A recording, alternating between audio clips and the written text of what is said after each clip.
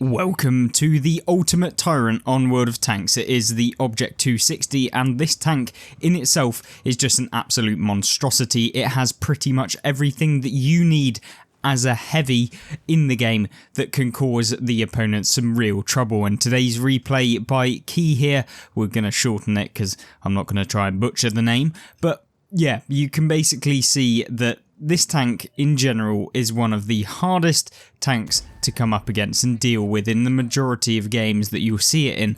And from what we're seeing in this replay, I really do fear for the majority of anyone that comes up against sort of tanks like this. And considering at the start of the game he's already picked up 800 damage within literally 50 seconds of the game starting, you can tell what kind of replay this one's going to be. One of the super high tier pinnacle games where someone just continually goes above and beyond the Call of Duty to be able to, secure a victory. Well, potentially.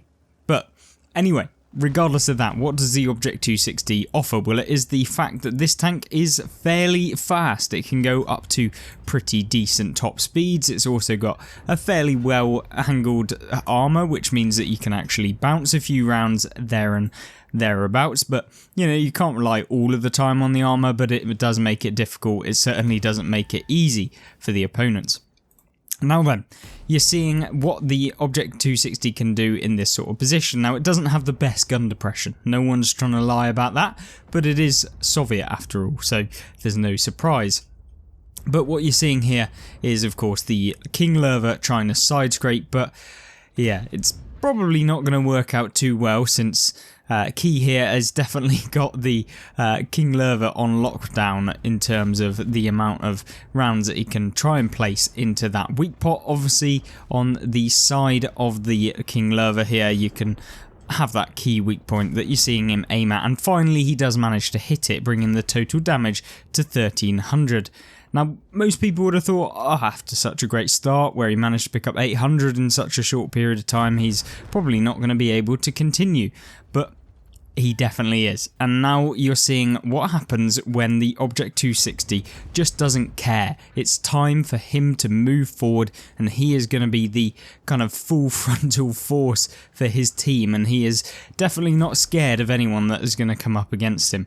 Now you can see the 60 TP, poor little 60 TP, who thought he was good enough to try and come up against the 260. Now that just is not the case. And the key thing with this tank is just that pretty much anyone that comes up against you has to find that key weak point, being either the lower plate, or maybe if you're not angling 100% correctly, then of course the frontal armour unangled. But for the most part, because you have a decent mobility, you have decent speed with the 260, you can get into positions that maybe other people wouldn't have been able to, and when you're on the move it becomes infinitely harder to hit the weak point. So although this tank may not be the best corner fighter, when you do kind of get moving and you always changing direction, then this tank does become that kind of ultimate tank in terms of being the frontal force tank that we've mentioned a couple times here.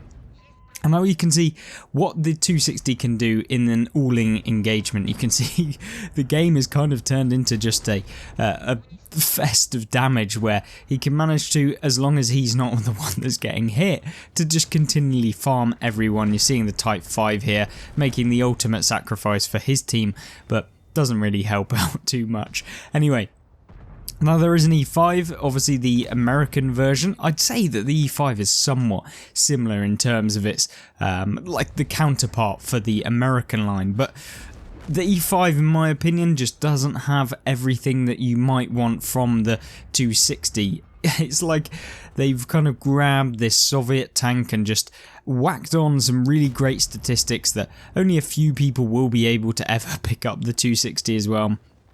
And for me, I think that this tank really showcases what happens when wargaming just kind of forget that balance has to be a thing in World of Tanks. Now, I'm not going to complain. It is a tank that probably everybody wants to get, and one tank definitely has to be better than another at some point. There is always a best tank in game, but I'm not saying that 260 is the best tank in game. I'm just saying that, there's definitely room for debate as to how good this tank can be. Now, in this sort of matchup, he's picked up 6,000 damage, which for most people would be a very good result. But for Key here, that is not where he's after. He is after something major. He is after a much better game than just a measly 6,700 damage, and he is going to continue on his all-frontal assault on the opponents. And now he's found the rear guard of the tanks, and he's going to be placing some nice rounds into the booty of the 121 here. And for the 121 to really make any sort of impact on the 260, he's going to have to YOLO, but in that time, the 260 would have just finished him off. Now, in a bit of a dangerous scenario here, other than when you're trying to get side shots into an STB1 that's just giving them to you, and who's decided that apparently sitting on top of a T124 was a good idea. Yeah, it didn't work out too well for him, and he's out of the game now. The Griller has moved up, however, so the HE rounds have come out, as any good player usually does when they come up against the Griller, but the Griller kind of evades it. It's kind of a bit disappointing, but with 8,550 damage and just over, well, 6 minutes into the game, you can safely say that he's been able to have a result that most people would be kind of wanting to have, but most people never achieve.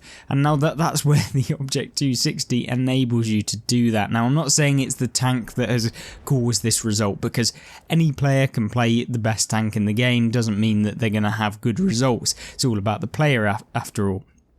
But the tank allows the best players in the game to be able to have results like this, where they're able to pick up, 9,000 damage in a measly amount of time, and where they can just pump out damage continuously over and over and over again against people that maybe would have thought that they're going to be able to come out on top. Now, Key here does recognise that there is going to be a Griller coming up from behind, and he does get slightly lucky, or somewhat lucky. He did angle for the Griller, but the Griller doesn't manage to actually catch the back of his tank here, and that means that it's time to go.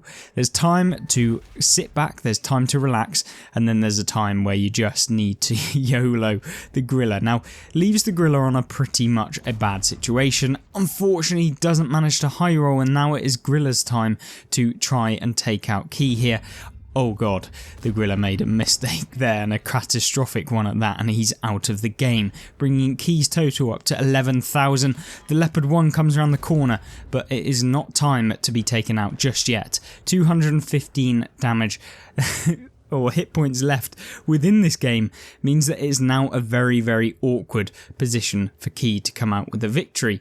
Now, he knows that the Griller is now going to come around, and he does wait and wait and wait to see whether that is going to happen.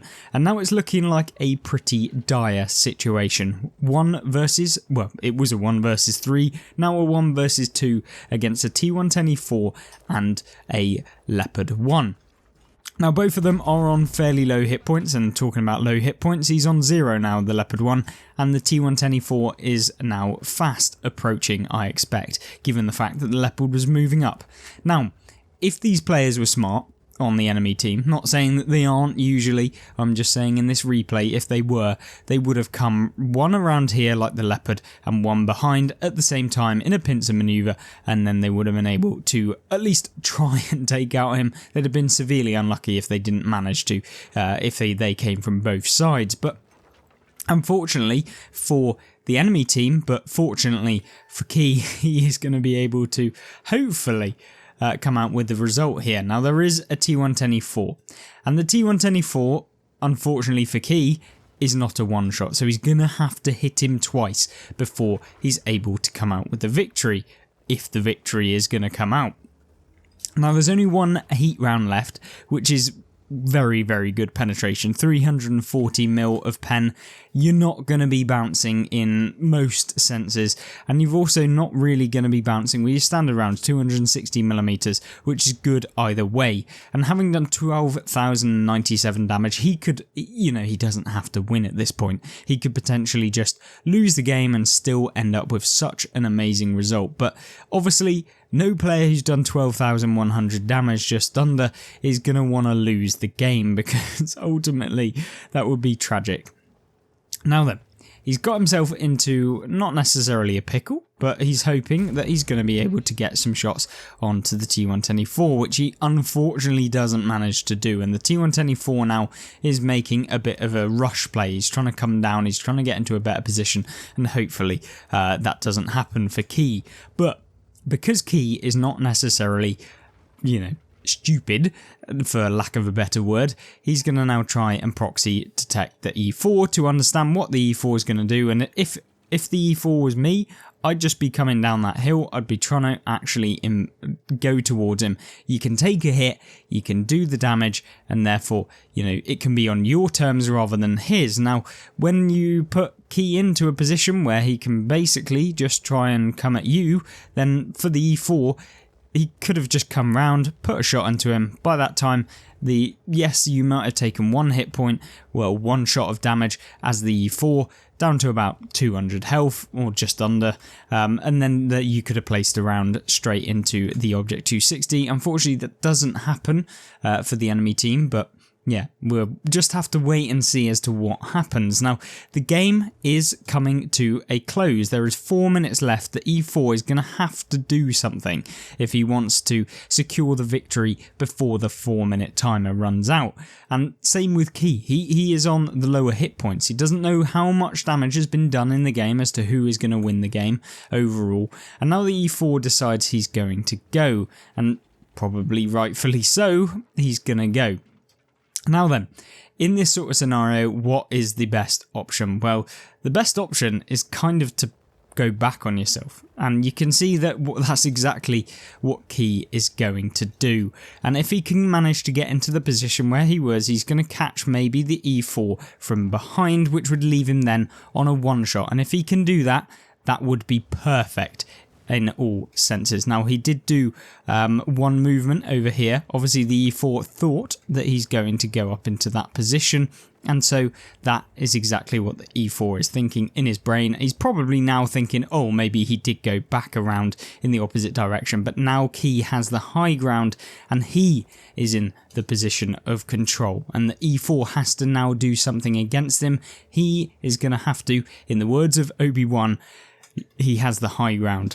And now, what are you going to do in this sort of position? Is he going to try and get a shot? Is he going to try and find and locate the E4? Or is the E4 going to suddenly come up and he's going to surprise Key here? Now, that doesn't happen. They both spot each other, and it's just a stalemate at the end of the game. Now then, moving forward in this game, we have the T124 who's been doing ring around the rosy. They're both very much wanting the win. They're both deciding what they should do about the game, whether or not they're going to try and wait to the end of the game to win the game, or whether they're just going to go all out and try and win from pure taking out the enemies. Now, the E4 now moving around to the corner. What is he going to do? Is he going to poke it? Is he going to take the shot? He is going to try and attempt it. But unfortunately for the E4, he doesn't manage to connect a shot in return as Key fires. But with the E4 now coming around the corner, Key puts in a nice shot, the E4 misses, and now it's time to go. Now the E4 has made the ultimate mistake. And will he finish him off? He does, and of course, Key wins the game against the E4. Exactly what you want in a game where you were 1 versus 3 at the end. What a result in the Object 260, picking up 12,000 damage in a very, very well played result, coming out on top as the victor, even with your team having tried to lose so hard. But Key is just another level of player, and the Object 260 is another level of tank. Hopefully you enjoyed this video. If you want to check out any more crazy replays and great replays, then check out the one on the left of the screen, which is, of course, looking at the Kranvang. And on the right hand side of the screen, we have the Turtle Mark 1, who had a crazy result in a tier 8 tank destroyer. If you want to check those out, make sure you do. And of course, thank you very much for watching this video. If you want to like and subscribe, it will help me out massively. And thank you once again. Goodbye.